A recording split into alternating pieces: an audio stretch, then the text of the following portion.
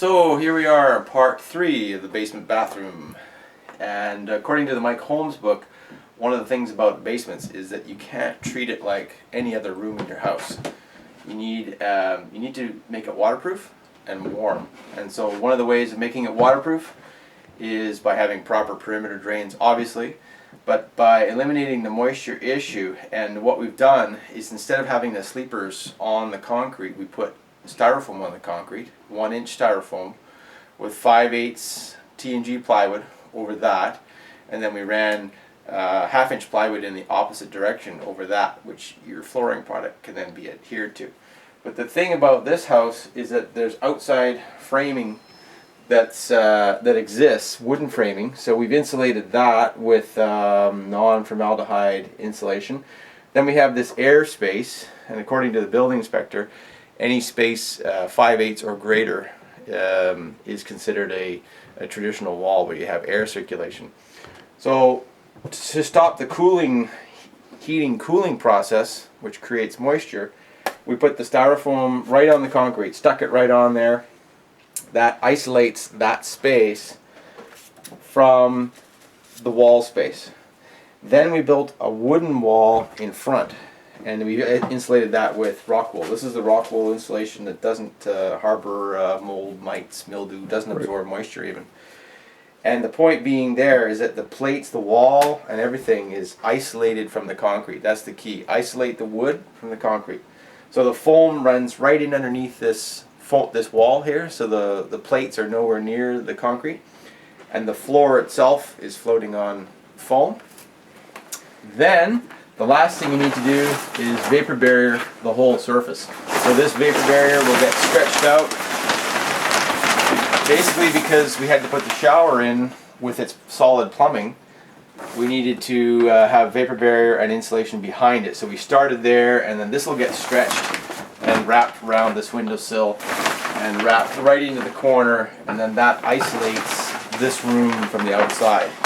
And then the combination with that is where the traditional wooden house is up in this cavity up above, where you have what's called the joist box cavity.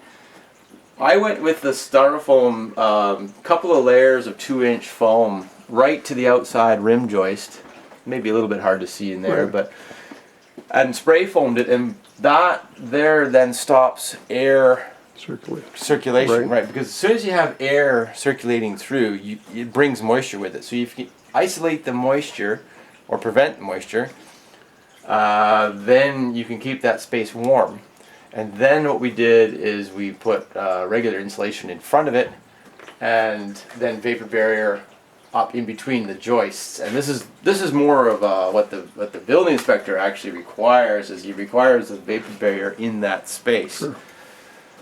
Now there's also a bathroom fan down here that will be on a timer. That's right. And so for any basement or any bathroom, in fact, having a fan is really important. And so the point being is, and you can get them at your lumber stores, or wherever you shop, if you shop locally or at a box store or whatever. But buy a brand name one. High quality. Yeah, don't buy just the cheapest possible fan, and don't buy one that just moves the smallest amount of air. This is 100 CFM. You can put a 200 CFM, cubic feet per minute, fan in a bathroom, and then having it on a timer. So when you're done showering or whatever, you can get the timers in 5 or 10 minute increments. You can leave the fan running, and it'll shut off by itself. So that's actually really Can we just look at the finished septic tank that's in the house now? Sure. So then you can kind of shine down through here. And so what we've done is we filled in the entire floor, and we filled in all around this tank with 3/4 minus and vapor barrier right down on the floor, and then backfilled it all with concrete. And so it's all flush. I made that all flush. So that tank is a permanent fixture in the room now. This is a one-way check valve. And now it's PVC inside the house, which is pretty rare for Canada. Usually it's always ABS. Why is it PVC? Because this is under pressure. Right. It has to be rated for pressure. I guess ABS, I'm not a plumber, I have to admit, but not rated for pressure. Right. And so there's a one-way check valve here, so there's no the material that's in this pipe isn't pushing Right. down hard on the motor. So then it just drives it right up And to the then so it top. drives it right up, drives it, pushes it, and then when it gets to this main line here, it's gravity down to the septic field. yeah, and exactly. Well, there we go. This is the end of part 3. So the walls are all roughed in, the floors are all roughed in, and got the Toilet rough in here. toilet roughed in. Yeah, The shower is all, you're using a one-piece fiberglass shower stall. that's right. And it'll have its own, Glass chrome, enclosure. chrome and glass door. And the window was just a stock size that you bought, so it was relatively inexpensive to buy. keep the cost down, off the shelf, exactly. And that's special rated safety glass for bathrooms too, isn't it? I think that's only if it's Oh. in the bath In the bath enclosure. area right, or right. in the shower area. Sure. It has to be tempered on the inside. Oh, okay. If it's just a standard, It's just if you smoke can't then. fall out of it, then Right. it's just standard glass. Sure. Yeah. But opening, really helps for any bathroom, whether Sure. it's basement Oh, or yeah. main bathroom.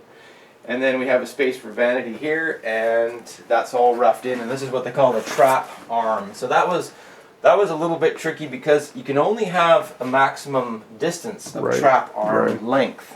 Right. So, Well, thank you, Alex, and You're we'll welcome. be back next week for probably part 4. That'll Okay. should be almost finished by next week. Drywalled and maybe some flooring and the glass door. And he's it'll going to be really in start. drywalling. When's he going to start? I'm not exactly sure. We'll find out. Sure. Okay. ASAP. We'll find out. Thanks. Talk to you later. Okay. Bye.